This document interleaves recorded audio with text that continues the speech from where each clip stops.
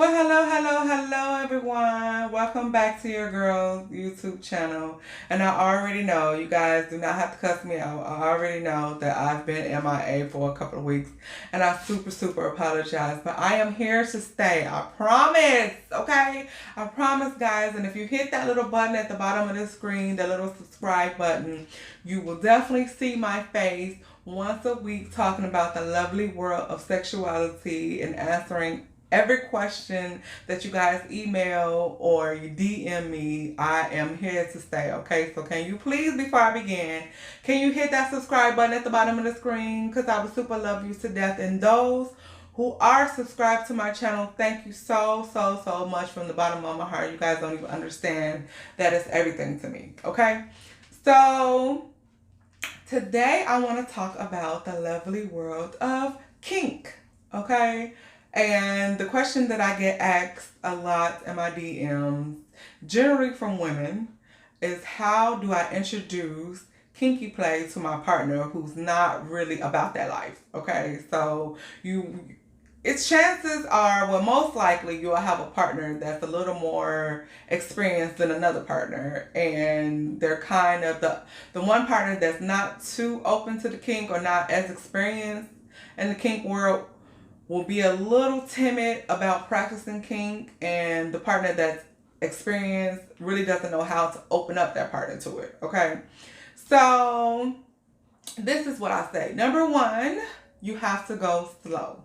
You have to take your time and introduce. You have to remember that the partner that's inexperienced, they are inexperienced, okay? So you cannot introduce something that is, because when you introduce kink, or even when you, not even introducing it, when you talk about kink, automatically it goes to somebody's head as painful, okay? So that's the number one thing that everybody thinks about when you say, let's practice some kinky play or let's do anything that's kinky. That person is automatically thinking, I'm going to be in pain, I might be embarrassed because I'm going to be in handcuffs, or I'm going to get choked, or I'm going to be whipped. So you have to get them out of their comfort zone.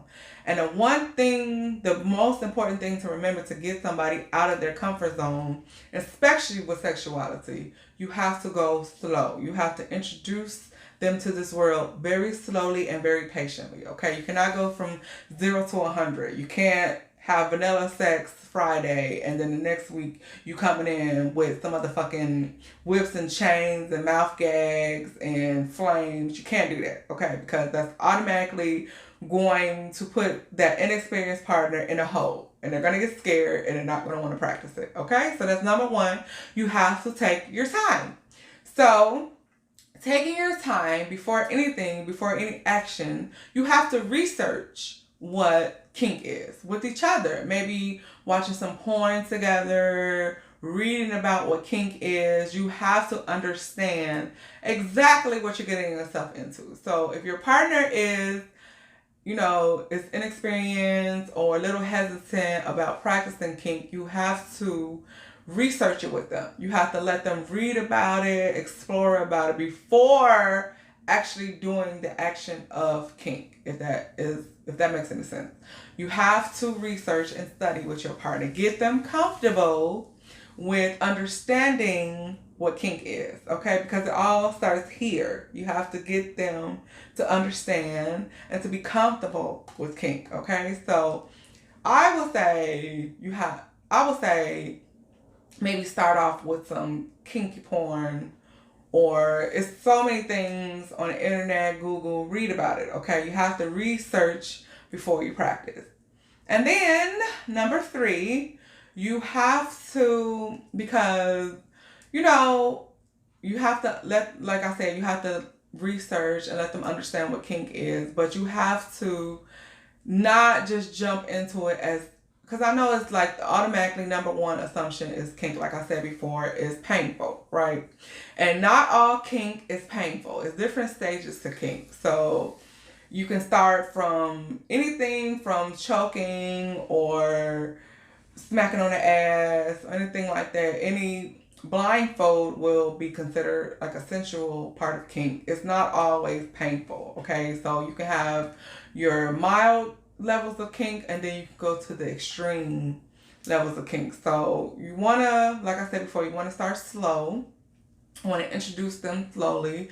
You want to, number 3, you want to always have their consent. Okay, consent is the most important thing when it comes to kink. Consent and trust. Okay, so your partner definitely has to trust you. That's number 1. If you don't have trust within your relationship, then your kinky play is not going to work. Okay, because trust and consent, they go together like this. You must have consent and trust in order to practice kinky play. Okay, so chances are, if your partner is not really comfortable with practicing kinky play, they might not trust your ass. Okay, you might be on some bullshit and you're gonna tie them up and leave them hanging somewhere. So you have to establish that trust in your relationship and in that bedroom for you to practice kinky play. And you also must have consent. So before you really get into anything, you have to have that consent with your partner. Ask them, can I have permission to handcuff you? Can I have permission to put this blindfold on you? Talk to them while you're doing the action so they can trust you. So if you're taking a blindfold and you're saying, honey, I'm going to put this blindfold on you. I'm going to walk them through the steps, okay? Don't just put the blindfold on them and then put some ice on their balls and then it's painful. Okay, so you must have the consent and the trust of your partner for it to be a successful kinky play experience. Okay, and then last but not least, you must have a safe word. Okay, safe words is everything. You must have your safe word. It does not matter what your safe word is. It could be hot, cold, no, stop, go, red, yellow, blue. You have to have a safe word. So, because I know when you get into that, when you get into that zone and it's feeling good, you might go a little like if you have a whip. You might go into the days when you used to fight in elementary school, or you might have flashbacks and you whip your partner a little too hard. Okay, look, I have seen it all. But your partner, you must have a safe word for your partner to say, stop, motherfucker. Like, calm down, blue, red, yellow, orange. So you would know how uncomfortable, if your partner is uncomfortable, that they are uncomfortable at that moment. You have to have a safe word. You have to let them know, okay, gold, red, blue, and you have to respect when they say their code word, when they say their safe word, okay? So always have a safe word. You have to have a safe word. Establish trust, consent, and safe word before you even get into the practice of kink, okay? And that's what I have for you today. And I hope that it's the weekend, baby. It's Freaky Friday. I hope that you guys have an amazing, amazing kinking experience. If you have any other questions, you already know that you can hit me up on my Gmail at kimsplayground@gmail.com, and I will put the links below. Hit me up on Facebook, Instagram, Special Kim Baby, Kim's Playground.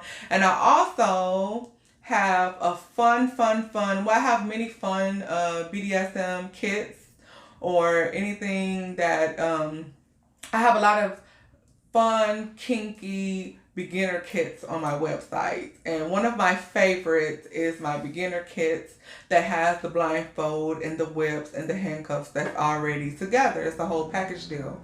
So go ahead and go to the website. You get 20% off for your first purchase. If you seriously are curious and you don't know where to start, I suggest that you start with the beginner kinky kit, honey. And I will see you next time. Bye, sex kittens.